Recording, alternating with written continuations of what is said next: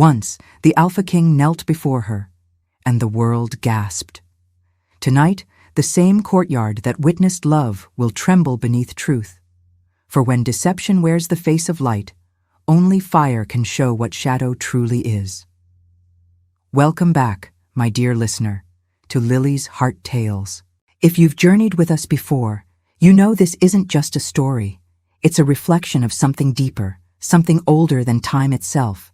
And if you're new here, remember to subscribe and ring the bell, for each tale here reveals the unseen, wrapped in fantasy, woven with emotion, and whispered by the heart. Now, let the veil lift. The moon hung low, bruised by cloud and memory. The courtyard, once filled with laughter and whispers, now stood in uneasy silence. Torches flickered as if struggling to breathe. And at the center, where the king once knelt, stood the woman, her eyes divided between two worlds. Behind her, the false Alpha smiled, his aura shimmering faint gold. His words had bewitched half the court, his promises warm as honey but cold beneath the tongue. Yet tonight, his charm began to tremble, thin cracks running through the perfection of his poise. The crowd sensed something was shifting, something ancient and unseen. The true Alpha King stood before them, still and unyielding, his eyes reflecting both sorrow and fire. When he spoke, his voice wasn't loud, yet it carried like thunder through water. "Enough," he said. "Let truth speak." And the night obeyed. A strange hush fell. Even the wind seemed to hide its breath. The king took a step forward, and every flicker of torchlight leaned toward him as if drawn by gravity itself. The false Alpha's smile twitched. His eyes darted, calculating, but the woman could see it, the first spark of fear behind his charm. "You wear a crown that was never yours," the king said quietly, "and yet you boast of kingdoms you never built." The words struck like hammers, invisible yet heavy. The false Alpha laughed, lightly, beautifully, but the sound felt brittle, like glass brushing against stone. "Do you accuse me before them?" he asked, raising his hands to the crowd. "Do you call me thief when they chose me themselves? Did I not give them warmth, music, and freedom?" But the king only looked at him with eyes too deep for hatred, eyes that remembered something ancient, something broken. The Alpha King's gaze lifted to the sky.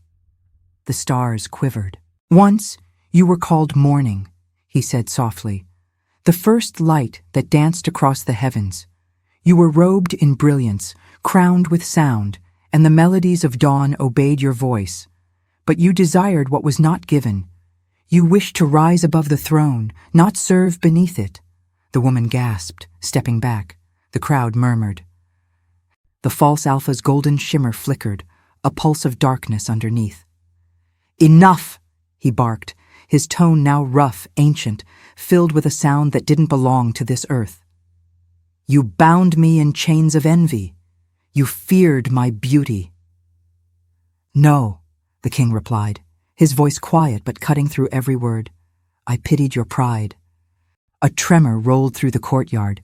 The air cracked like splitting glass. The woman turned, torn between both figures. One burned like the sun, the other like an ember refusing to die.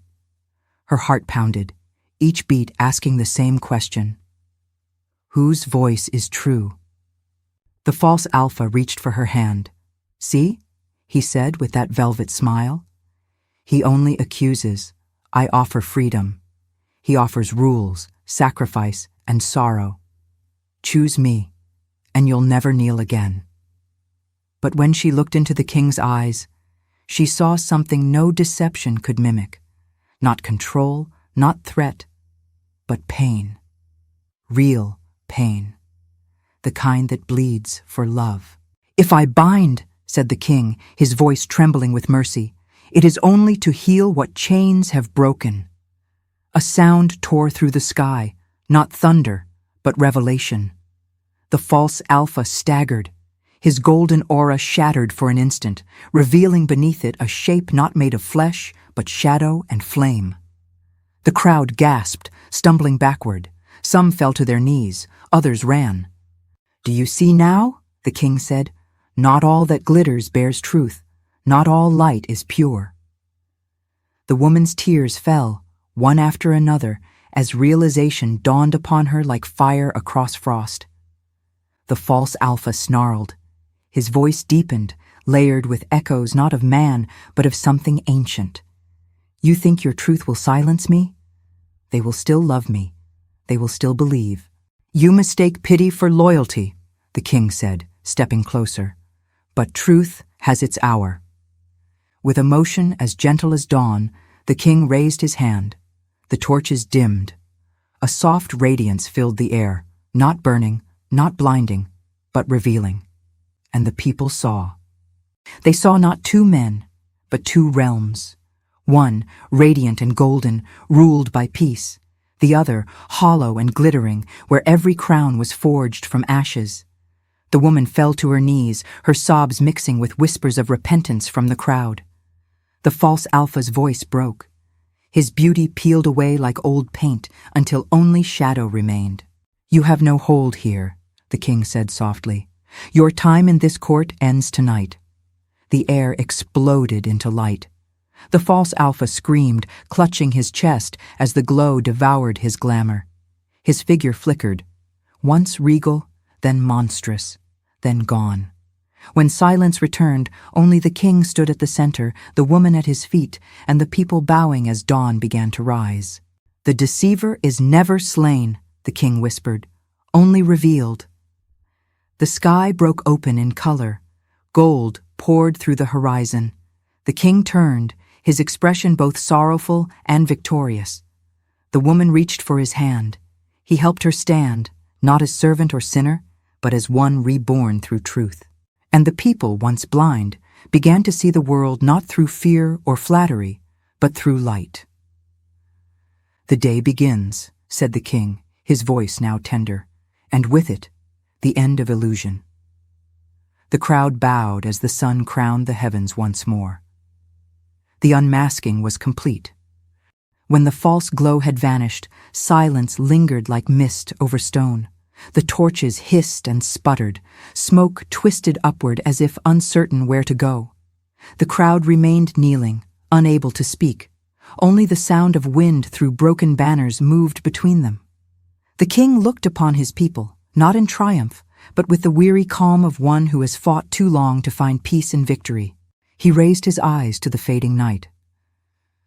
"You have seen what hides behind golden promise," he said, "but you must also know how such darkness began."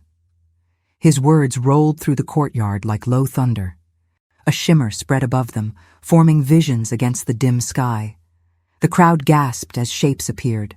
Towers of light, choirs of flame, a kingdom suspended in the first morning of creation. The king spoke again, each word a step backward through time. "Before your sun was kindled, before rivers carved their names into soil, there was a place where every sound was harmony. Among the hosts of light stood one whose beauty outshone dawn itself. I placed melodies upon his tongue and crowns of color upon his head. He was to sing for joy, to lead the chorus of awakening." The woman, still kneeling, listened with eyes wide and wet. She felt the echo of what had been, a realm without shadow, a beginning unmarred by pride. The king's tone softened, but a tremor threaded his voice. "Yet from the abundance I gave, want was born. He looked upon the throne and desired the fire that shapes worlds. He whispered to himself, 'Why not I?' And the harmony trembled. Desire became envy. Envy turned to rebellion. He gathered those who listened to his sweetness, and the light that had clothed him became a weapon. The vision flickered, the radiant one rising in defiance, his wings turning red with self-made glory. The people watching felt the weight of that choice, a moment when love was traded for dominion. Lightning split the vision. The proud one's song cracked into screams.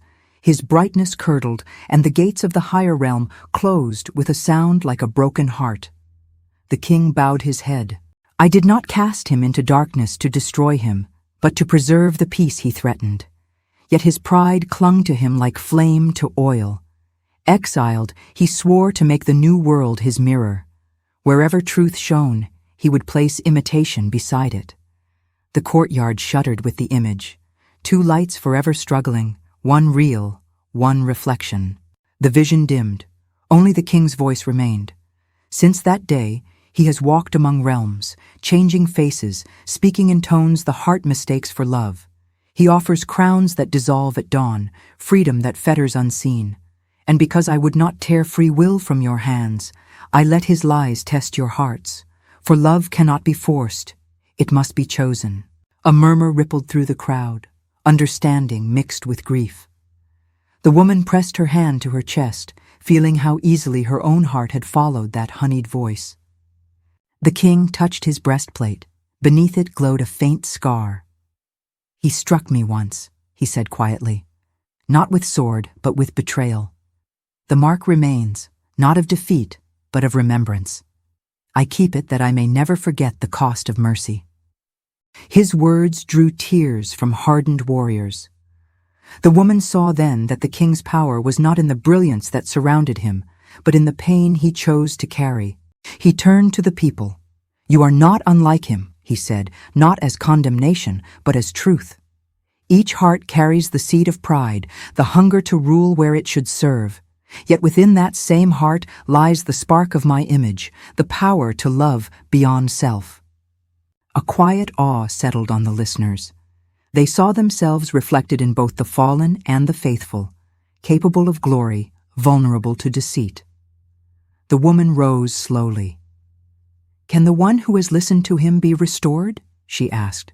Her voice quivered, fragile as morning dew. The king looked at her gently. Restoration is not given to the ears, but to the heart that turns away from echo and seeks the original voice. He extended his hand. Light streamed from his palm, bathing her in warmth that was both sorrow and hope.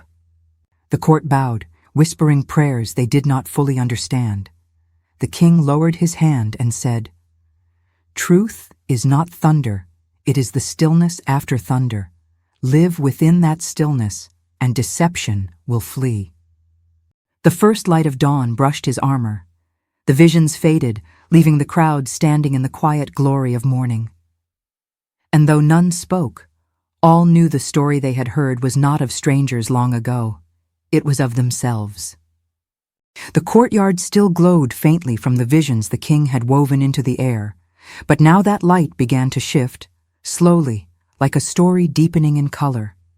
The people held their breath.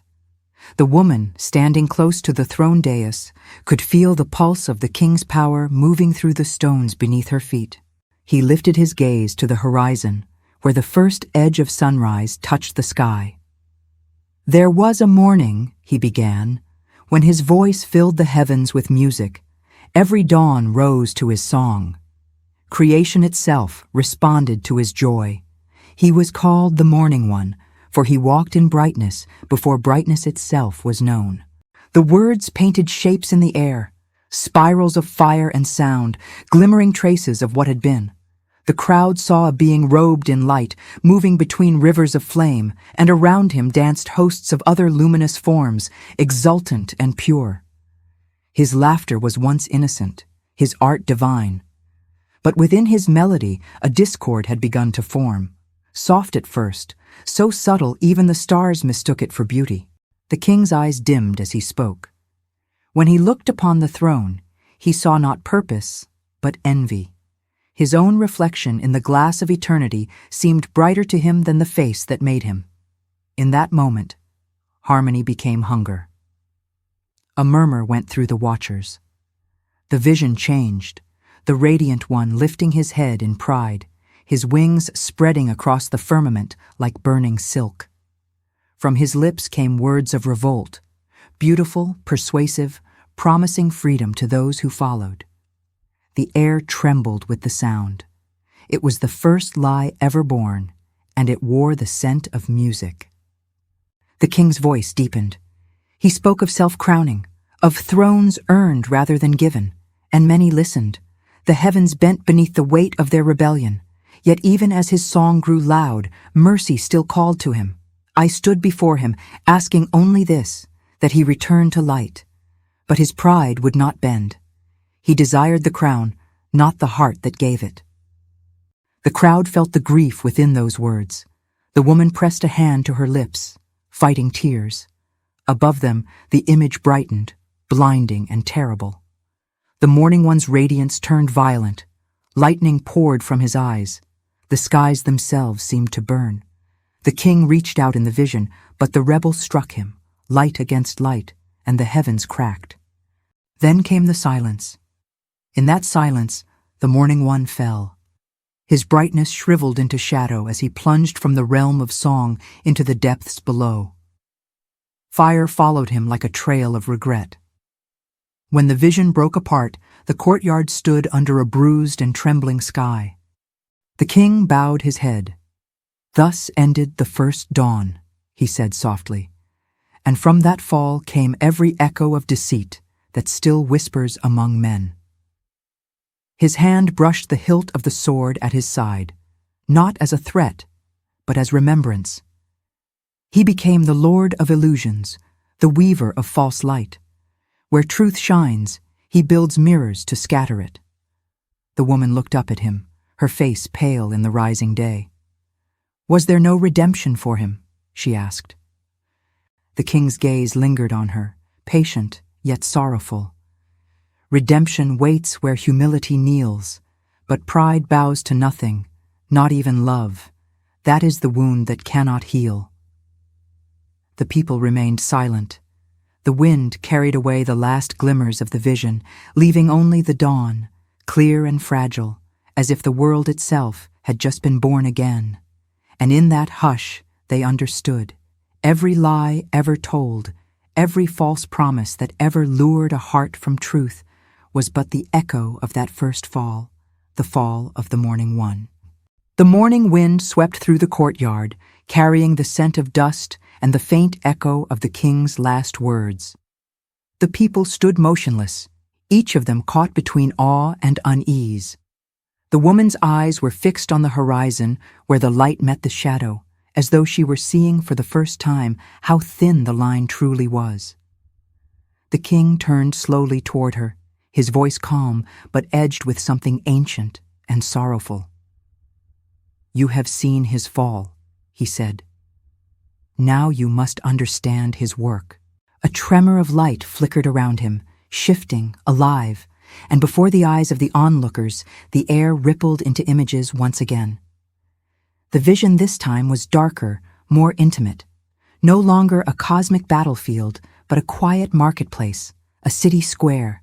Faces of men and women filled the scene, merchants, scholars, lovers, rulers, all speaking, all smiling, all lying. "The lost one walks not in the thunder anymore," the king said softly. "He walks in whispers. His voice is in the marketplace, in the laughter of those who trade truth for comfort.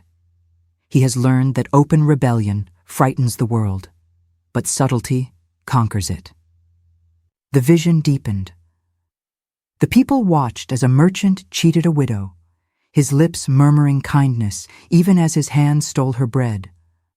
A soldier pledged loyalty, then betrayed his friend before the night was over. A preacher spoke words of light, but gathered gold instead of souls. And over all of them, unseen, a shadow passed, a shape without form, a face that changed with every lie. The woman took a step forward, her breath trembling. "Is he everywhere?" she asked. "Not everywhere," the king replied, "only where hearts love the illusion more than the truth. His dominion is built upon desire, the kind that blinds men to their own chains." The courtyard grew colder. The people could almost feel the presence of that unseen deceiver, slipping through the cracks of their own unspoken thoughts. The king raised a hand, and the vision shifted again, now showing the lady herself, standing between two paths. On one side, the king's throne glowed faintly with warmth. On the other, the shadowed figure stood, cloaked in charm, his hand extended, his smile tender. "He tells them," said the king, his voice tightening, "that love without obedience is freedom. That light can be found in the absence of the sun. That pleasure is peace, and pride is power. These are his hymns. These are his chains. The woman's lips trembled. She remembered his voice, the same gentle tone that had soothed her when she doubted the king's affection. He had promised her rest, joy, and no judgment. "He sounded so kind," she whispered. The king looked at her, not with anger, but with an ache that seemed to stretch beyond eternity. "Deception always sounds like kindness," he said. "He will mirror your longing until you mistake your reflection for his truth. That is how he feeds, by turning your hunger into worship." The woman fell to her knees. Around her, the crowd began to murmur again. Some wept quietly, others looked away, ashamed. For in the king's words, each heard their own weakness echo back. The lies of the lost one were not distant myths. They were the soft bargains whispered into their own hearts. Then the king stepped down from his throne. His bare feet touched the cold stones, and the courtyard itself seemed to tremble. "He does not build empires," he said. "He builds mirrors. In every age he crafts new reflections, religions without repentance, power without justice, love without truth. And men follow him gladly, thinking they are free." The woman lifted her face, tears gleaming. "Why does he hate you so?" "Because I loved what he wanted to rule," said the king. "Because I gave to you what he tried to steal. He despises me not for my throne, but for my heart." The last light of morning bathed them both, king and woman, truth and doubt. Around them, the people stood in silence, each weighed by the invisible war now revealed before them. And far beyond the courtyard, in the unseen dark, something hissed, a sound like laughter swallowed by the wind. The lost one had been named. His masks were slipping. But the game was not over yet. The courtyard lay still beneath a bruised sky. The murmurs of the people had faded into a heavy silence, a silence that trembled with the weight of revelation. The king stood before them, no longer shining as before, but clothed in a strange, solemn grace. His crown dimmed, his robe torn from the weight of unseen sorrow. The lady watched him with wide, searching eyes. The deceiver's words still echoed faintly in her heart, but something deeper, something ancient and unbroken, stirred against the shadow. The king's gaze swept across his people. His voice came low, but each syllable fell with the gravity of thunder restrained. "Do you know," he began, "what it costs to win back a heart that has chosen another?" No one answered. They felt the question pierce through their chests, not as accusation, but as lament. He turned his eyes toward the horizon, where the clouds bled with the color of fire. "The throne is not upheld by power alone," he continued. "It is upheld by the sacrifice of the one who sits upon it. The deceiver builds his empire on desire. I build mine on devotion. And devotion must bleed before it can reign." His words struck the air like sparks from a forge.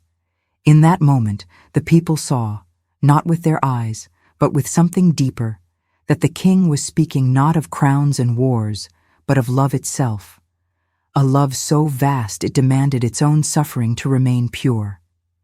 He stepped forward, each footfall echoing like a heartbeat against the stones.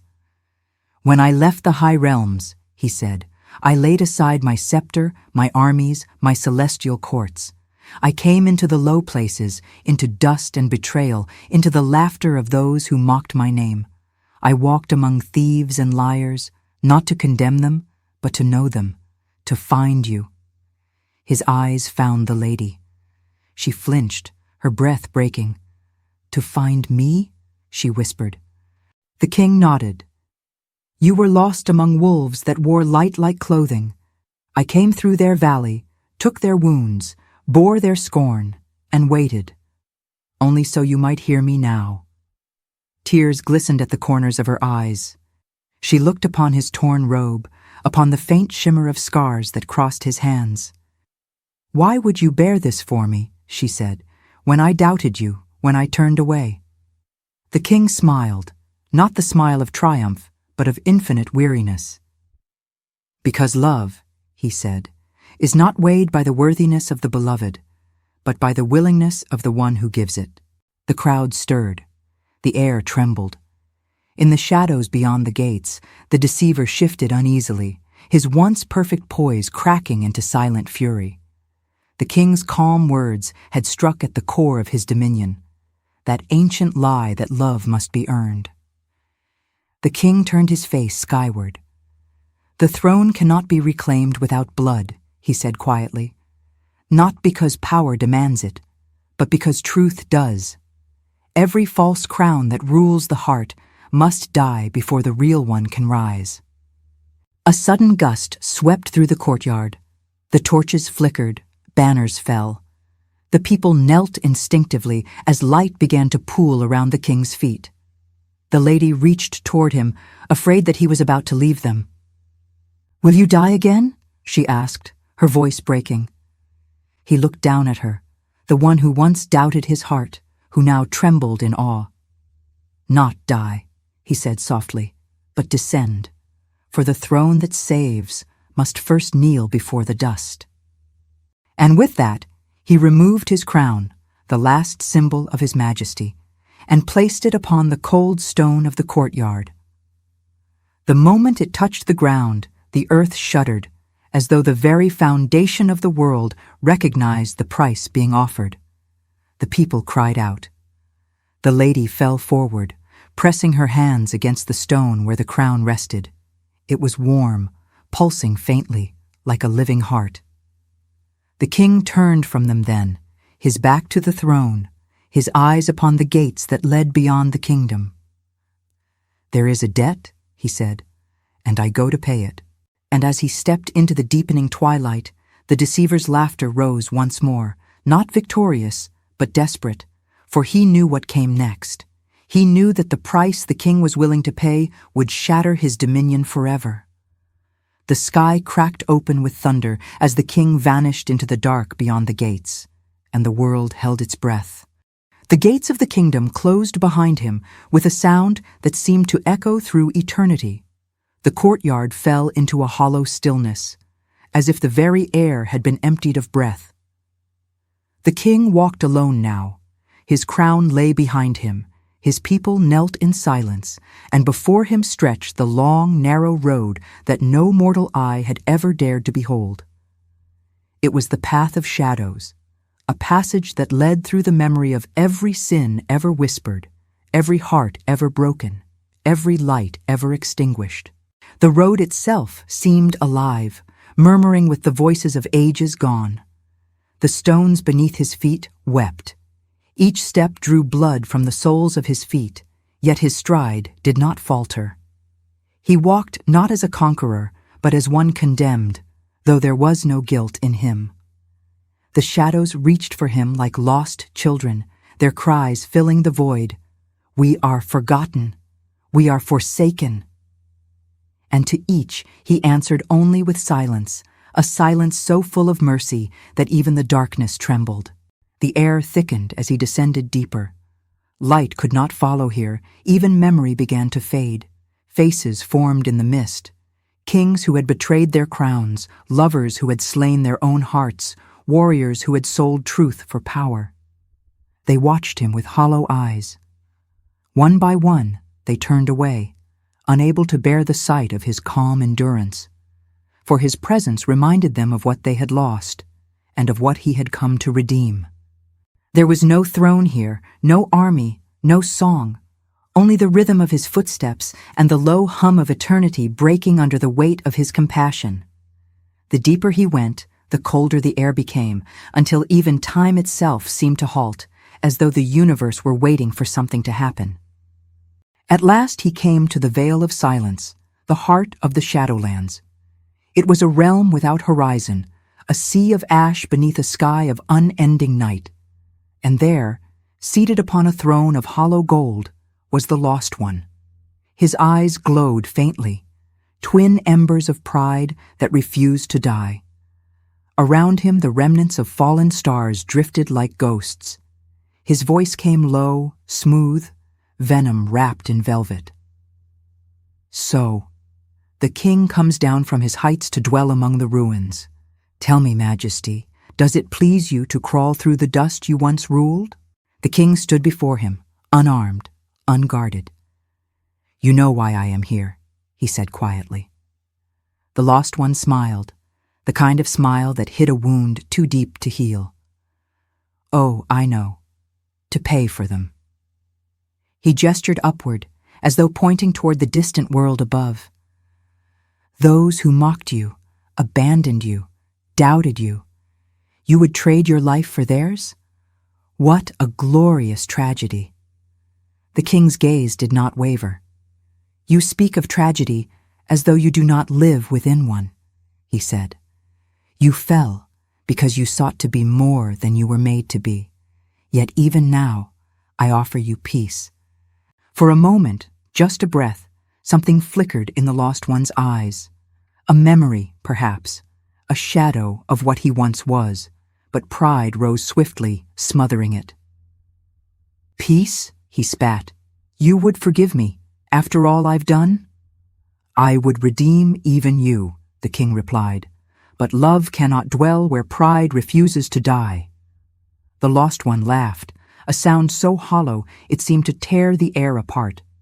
Then you are wasting your breath, King of Mercy. Your love is weakness, your throne will fall, and when it does, I will rise upon its dust. The king stepped closer, his face serene, his eyes filled with infinite grief. You misunderstand, he said softly. This is not the fall of my throne, this is its foundation. And with that, he knelt.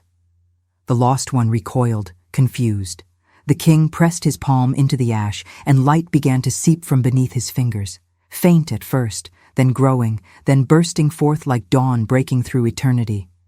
The shadows screamed, the ground trembled. The veil of silence was no longer silent. The king lifted his face toward the heavens, whispering words no ear could hear. Light poured from his wounds, from his heart, from the very ground he touched. Every voice of sorrow, every echo of loss, every cry that had ever been uttered was drawn into that single act and transformed.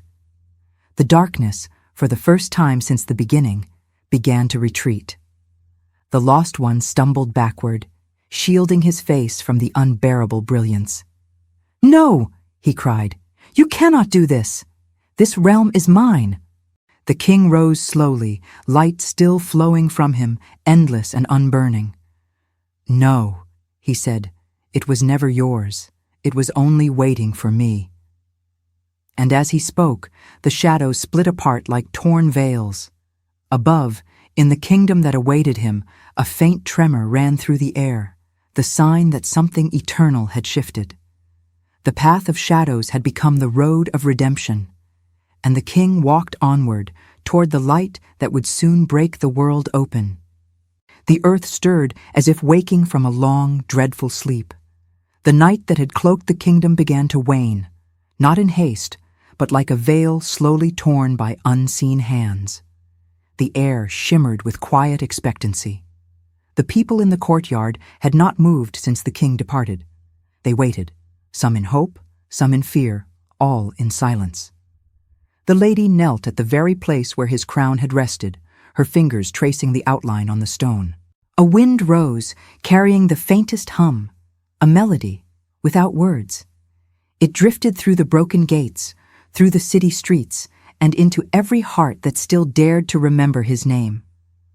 The sky shifted from black to deep indigo, and within it, a single star flared brighter than the rest. The lady lifted her eyes. He promised to return, she whispered, her voice trembling. But how long must dawn delay? And then it happened. The ground beneath them quaked. The torches that had died in the courtyard burst into flame, one after another, until the entire square glowed with golden fire. The people gasped, shielding their eyes. From beyond the horizon came a sound, low, steady, like the beating of a colossal heart. It grew louder, stronger, until the very stones seemed to breathe in rhythm with it. The lady rose to her feet, her hair dancing in the wind. "He's coming," she said, though her voice was barely a whisper. "He's coming back." A blaze of light split the heavens. It was not sunlight, but something purer, something alive. It poured down like liquid gold, cascading across the kingdom, touching the rivers, the rooftops, the faces of the broken and the afraid. And through that light, a figure began to emerge. The king walked from the horizon, his robe white as flame, his wounds radiant with living fire. The crown that he had left upon the stones now hovered above his head, not as a symbol of power, but of completion. Where he stepped, the ground blossomed. The birds began to sing again. Even the shadows bowed and melted away. The people fell to their knees. Cries of awe and worship rose like a tide, sweeping through the crowd. The lady stood trembling, tears streaming down her face. He looked at her, oh, how he looked at her, and in that gaze, all her doubts, all her fears, all her guilt dissolved like frost beneath the sun. She fell before him. "I was blind," she said, her voice shaking. "I listened to the lies. I doubted your love, and still you came for me." The king reached out his hand, lifting her gently to her feet. "You were never beyond my reach," he said. "Even in the darkness I saw you. Even in your silence I heard you. I descended that you might rise." The people wept openly now. Families embraced. Warriors laid down their swords. The deceiver's banners burned into ash as light filled every corner of the land. And far beyond the city, in the depths where the Lost One had ruled, a single cry echoed, a cry of rage and defeat swallowed by the brilliance of dawn. The lady turned her face toward the crowd. "He has returned," she cried. "The true king lives!" And the people shouted in one voice, a sound that shook the very heavens. The king stood among them, radiant and still, the fire of love glowing from his hands. He spoke once more, and though his words were simple, they carried the weight of eternity. "The throne is restored, not by conquest, but by compassion, not by fear, but by faithfulness. The light has risen, and it shall never fade again." At his word, the dawn broke fully, flooding the land in a brilliance that no shadow could withstand. Mountains gleamed like crystal, rivers sang with living light, and every heart that had been chained by darkness felt the warmth of freedom's first breath. The king's eyes lingered on the lady once more. "You see now," he said softly, "that love was never the weakness he called it. It was the weapon that undid him." And as the first true morning in ages crowned the world, the Alpha King of Light ascended the steps of his throne once more, not in pride, but in peace. The crown settled upon his head as if it had always belonged there, and the world itself bowed in quiet reverence. The shadows were gone, the lies were undone, and the kingdom was reborn beneath the rising of the light. The dawn had barely settled upon the kingdom when the air began to stir once more, not with fear, but with purpose.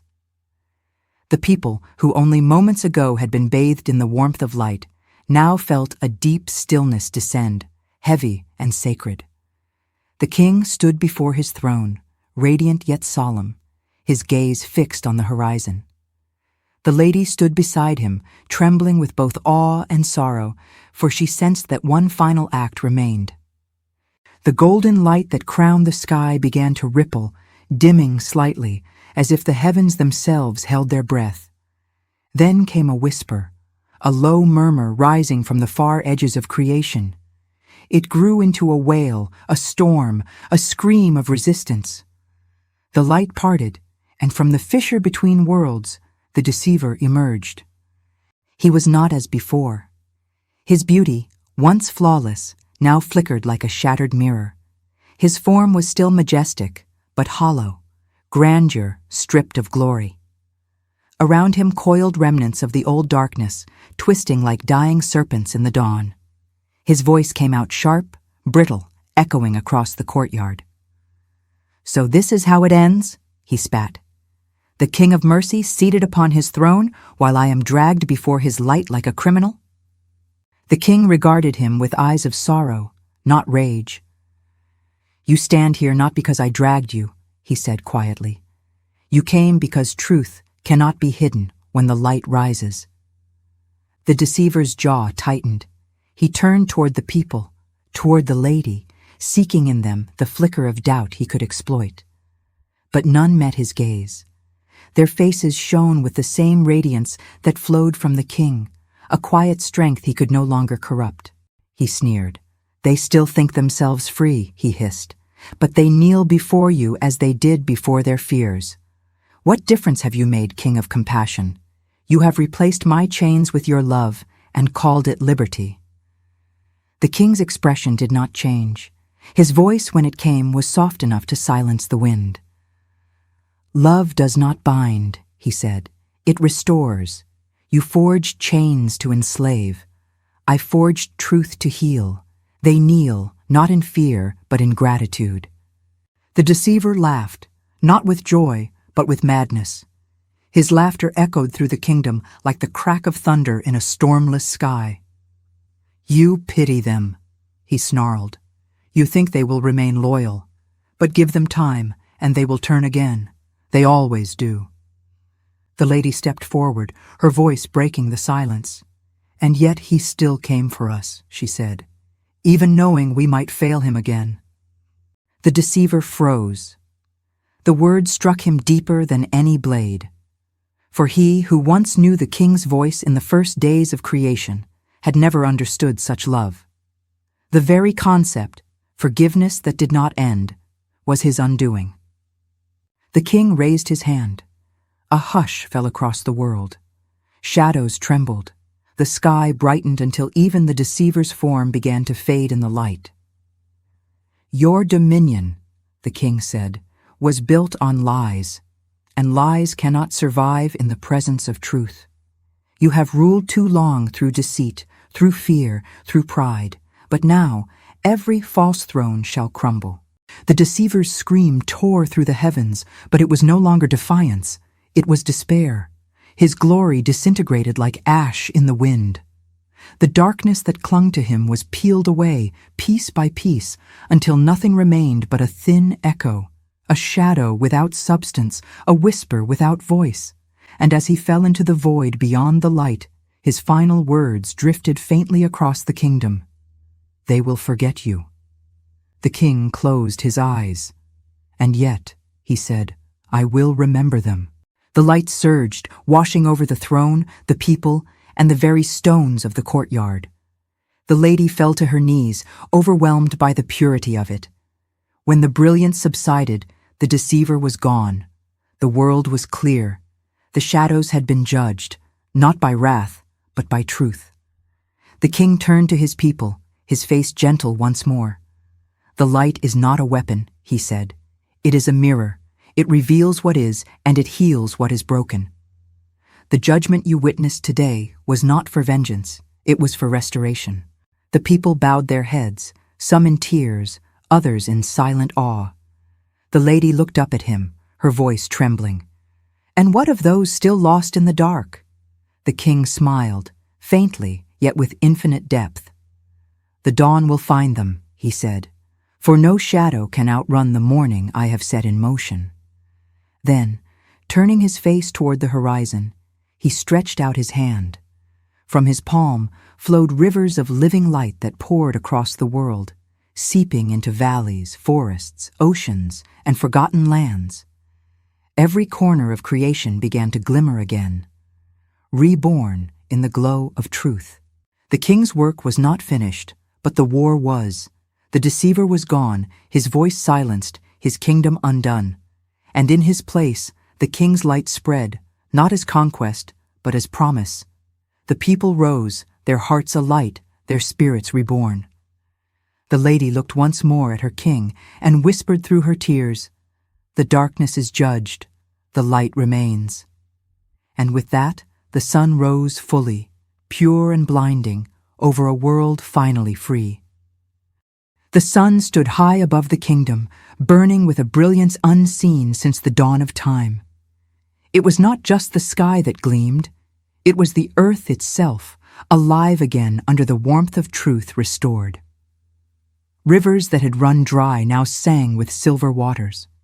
Trees once stripped bare by the darkness bloomed with radiant blossoms. Even the air felt alive, as though it had taken its first clean breath after an endless winter. The people gathered once more in the courtyard, but now the place that had witnessed grief and deception had become the throne of joy. The king sat upon his seat, not distant or lofty, but among them. The crown rested gently upon his brow, its glow soft, not blinding, and its reflection danced across every face. The lady stood close beside him, no longer trembling in doubt, but radiant with new strength, the kind born from forgiveness. When the king spoke, his words were not commands, but melodies. "My people," he said, and the sound carried across the fields and valleys. "You have seen the ruin of pride and the victory of truth. You have felt the cost of freedom and the power of mercy. Now you must learn to reign with me." The crowd bowed low. Many wept openly, overwhelmed by the peace that flowed from him. It was not the peace of silence or safety. It was the deep, living peace that comes when every wound has been understood and healed. The lady stepped forward, her eyes reflecting the brilliance of the dawn. "What would you have us do, my king?" she asked softly. He turned his gaze to her, and for a moment the world seemed to pause. "Live," he said, "but live as those who have seen the light. Let compassion be your sword and truth your crown. Where there was once fear, let there now be love. Where there was shadow, let there now be hope." At his words, a wind rushed through the crowd, scattering petals like flames of color. The people laughed through their tears, embracing one another. Enemies turned friends, strangers turned family. For in the reign of the true king, no heart remained forgotten. Children ran through the courtyard where the deceiver's shadow had once stood, chasing doves that had returned to nest upon the walls. Farmers lifted their hands to the sun and saw their barren fields begin to sprout again. The sick felt warmth in their bones, the weary found rest, and those long burdened by guilt felt their hearts finally light enough to sing. The lady watched it all unfold, this kingdom reborn, this people renewed. Her heart swelled with gratitude until she could no longer contain it. She turned to the king and whispered, "How could love build all this when power could not?" The king smiled. "Because power demands, love invites. One enslaves, the other frees." His eyes lifted toward the horizon, where the light of his reign touched every hill and river beyond sight. "The throne," he said, "was never meant to rule from above. It was meant to dwell among hearts, to guide, to teach, to heal." And so it was. The reign of the true king was unlike any kingdom that had ever existed. No walls guarded it, for fear was gone. No gold adorned it, for truth was wealth enough. No armies defended it, for the only war had already been won. In its place were gardens and laughter, songs and stories told beside rivers of light. And every tale, no matter how small, carried a single thread, the memory of the king who descended into darkness to bring them the dawn. As evening approached, the lady sat beside him, her hand resting near his own.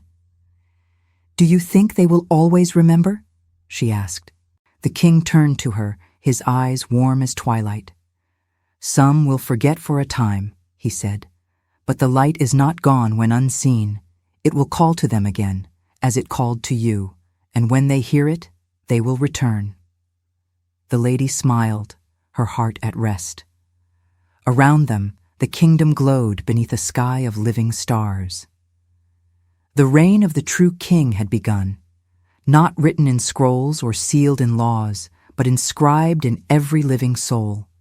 And for the first time since the beginning of ages, all creation sang in harmony again. The night descended softly upon the kingdom, not as a cloak of darkness, but as a gentle mantle of peace. The stars gleamed above like countless eyes of wonder, and the moon, full and bright, reflected the golden glow that still lingered from the day's victory. The kingdom was quiet now. Laughter echoed faintly from distant streets, and the rivers hummed a song older than time. The people rested, their hearts unburdened for the first time in generations. But upon the high steps of the courtyard, the king remained awake. He sat beneath the open sky, his eyes lifted toward the constellations that shimmered like jewels upon the velvet heavens. The lady approached, silent as dawn, her white garment trailing across the polished stones. When she reached him, she did not speak. She simply sat beside him, her heart calm, yet curious. The king's voice broke the silence, soft but endless in its depth. "The rain has begun," he said. "But every dawn must carry a promise, or the night will one day return." The lady turned her face to him. "A promise?" she asked. "But have you not already fulfilled all things? The deceiver is gone, the people are free, the light reigns again. What more could be promised?" He smiled faintly, his gaze still on the stars. "Freedom," he said, "is not the absence of darkness. It is the constant choosing of the light, and love, once given, must be renewed. That is why I will leave them with something no power can erase, a covenant that breathes within them." He raised his hand toward the heavens. The stars seemed to lean closer, their light bending as though listening. "The eternal promise," he said, "is not carved in stone or written in fire. It will live within their hearts, the remembrance of my voice, the echo of my truth, the warmth of my mercy. Whenever they falter, it will call to them. Whenever they forget, it will awaken them." The lady listened, tears glimmering in her eyes. "You mean to stay with them, even when unseen?" "Yes," he whispered. "For though I ascend, I do not abandon. My throne is not only in the heavens, it is wherever a heart still believes. My kingdom is not held by walls, but by remembrance." A soft wind brushed past them, carrying the fragrance of blooming lilies from the valley below. The lady looked around. Every petal, every leaf, every stone seemed to shimmer with hidden life. "They will feel you here," she said, "even when they cannot see you." He nodded. "That is the way of the light. It hides within the ordinary until the heart learns to see." He stood then, tall and radiant beneath the starlight, his robe glimmering faintly with threads of dawn. The lady rose beside him, watching as he extended both hands over the land, the valleys, the cities, the forests reborn. "This promise," he said, "is for all ages. No shadow shall endure it. No lie shall overcome it. The deceiver's echo will fade, but this truth will endure until time itself bows before eternity." As he spoke, a golden mist spread from his hands, flowing like breath across the world. It settled upon every home, every soul, a warmth unseen but deeply felt. Children stirred in their sleep and smiled. The rivers brightened, even the nightbirds sang. The lady gazed in awe. "What is this light?" she asked softly. He turned to her, his eyes reflecting the shimmer of all creation. "It is remembrance," he said, "a living bond. Wherever love is chosen, I am there. Wherever truth is spoken, I am near. And when the end of all ages comes, when time itself ceases, this promise will stand, unbroken." She bowed her head. "And what shall we do until then?" The king smiled, not as a ruler, but as one who had already given all. "Live as witnesses," he said. "Tell the story of the light to every corner of the earth. When they ask who I am, tell them I am the king who chose to descend. When they ask why I did it, tell them, love was the reason and love will be the crown." He turned his eyes once more to the stars, which now pulsed with golden fire as though answering his words. "The throne shall never fade," he whispered, "and even when the world forgets, the light will rise again." The lady watched him in silence, the Alpha King, radiant in calm majesty, a figure of both power and tenderness. Around them, the kingdom shimmered like a sea of gold beneath the night sky, and as the final words of his promise echoed through the wind, a peace deeper than silence settled upon the world. The reign of the true king had become eternal, and love, the first fire and the final light, would never die. Epilogue. The mystery unveiled. The wind grew still, and the golden shimmer that had cloaked the kingdom faded into quiet dusk. The courtyard, once a stage of defiance, of deception, of revelation, now lay serene, touched by the afterglow of redemption. The throne stood unguarded, yet its power was unquestioned. The people went about their lives in peace, carrying something within them they could not explain, a warmth that whispered of mercy, a memory that refused to fade. And then the voice returned. It was not thunderous now, not the sound that split heavens or silenced storms. It was gentle, like a heartbeat within every soul. It spoke not from the throne, but from within them. "Now you understand," the voice said. "What you have seen was never a fable. It was the reflection of what is, what was, and what will always be." The lady, once trembling, once torn between illusion and truth, stood again in that eternal court. But this time, she was not alone as one woman. She was the image of many, of every heart that had ever hesitated between two voices, every soul that had stood at the crossroads of light and shadow. She represented humanity itself. Before her, the Alpha King appeared once more, clothed not in silver fur or crowned by mortal hands, but in light so pure it seemed woven from eternity. His eyes held galaxies, his presence, infinite peace. And beside them, fading into the mist of memory, stood the figure of the deceiver, the one who once wore beauty as a mask. His once bright form was now a pale echo, consumed by his own pride. His voice, that once dripped with promises, now broke into silence. The king looked upon the lady, upon humanity, and spoke. "I told you of my pain, yet you did not know it was your redemption. I revealed my scars, yet you did not see they were carved for your freedom.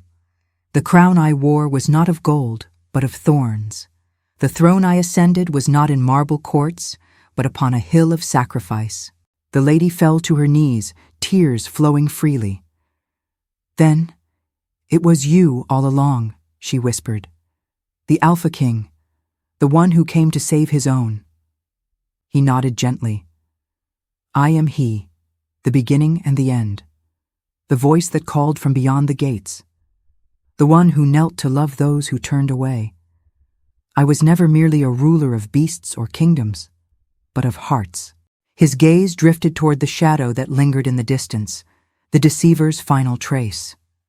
"The one you thought charming," he said softly, "was once among the highest. He dwelt in light before he fell in love with his own reflection. He sought a throne not given, and thus became the father of deception. And even now, he roams, not in fangs or fury, but in whispers that question truth, in promises that mirror desire, but lack love." The lady's face trembled as understanding dawned. So the false Alpha was the tempter, the one who sought to claim what belonged to you. "Yes," the king said, "and you, beloved, are humanity, always desired by two voices, one that flatters, one that saves, one that enslaves, one that frees." He drew closer, his light washing over her. "But my kingdom was never about dominion. It was about restoration. I sought not to rule over you, but to dwell within you. I did not demand your worship. I offered you my heart." The lady's tears turned to radiant drops of light. Then all the pain, the sacrifice, the long silence. He smiled, that same eternal smile that had outlived death. "All of it," he said, "was love. A love older than creation. A love that stepped down from eternity to reclaim what was lost." And then, as if the heavens themselves could no longer remain silent. The sky broke into 1,000 colors. Golden rivers of light streamed across the horizon. Voices rose, not of men or beasts, but of the redeemed, singing words that had no language, yet every meaning. The king extended his hand once more. The story, he said, was never about power, but about presence. Never about fear, but about faith. And now the mystery is no longer hidden. The Alpha King was the Lamb, the courtyard was the world, and the love you doubted was the very reason you exist. The lady looked around, and suddenly the illusion fell away. The marble courtyard became the heart of humanity. The throne became the cross. The light that crowned the king was the same that had risen on the third day. And then came the final words, gentle, eternal, unending. Behold, I stand at the door and knock. If any man hears my voice and opens the door, I will come into him, and will sup with him, and he with me. For I am Alpha and Omega, the beginning and the end. The light consumed the darkness. The deceiver's shadow dissolved into silence, and the lady, now radiant, whole, and free, walked beside her king as dawn broke over a redeemed world. The story was no longer a tale. It had become truth, and the eternal promise, love himself, still reigns.